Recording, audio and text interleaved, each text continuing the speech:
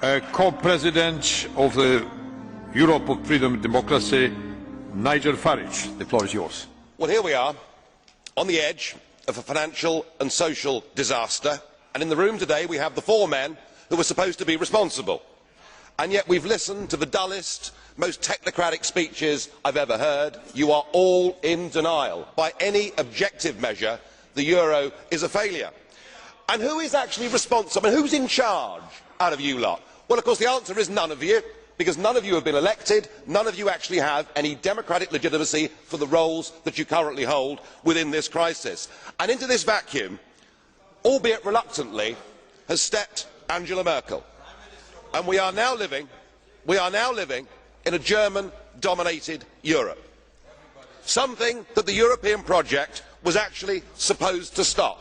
Something that those that went before us actually paid a heavy price in blood to prevent. I don't want to live in a German-dominated Europe, and nor do the citizens of Europe.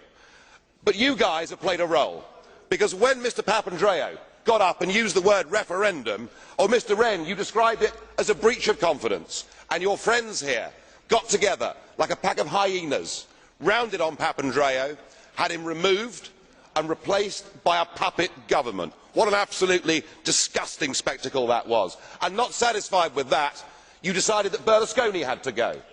So he was removed and replaced by Mr Monti, a former European Commissioner, a fellow architect of this euro disaster, and a man who wasn't even a member of the Parliament. It's getting like an Agatha Christie novel, where we're trying to sort of work out who's the next person that's going to be bumped off. The difference is we know who the villains are. You should all be held accountable for what you've done. You should all be fired. And I have to say, Mr Van Rompuy, 18 months ago when we first met, I was wrong about you. I said you'd be the quiet assassin of nation-state democracy, but you're not anymore. You're rather noisy about it, aren't you? You, an unelected man, went to Italy and said this is not the time for elections, but the time for actions. What in God's name gives you the right to say that to the Italian people? Thank you. Then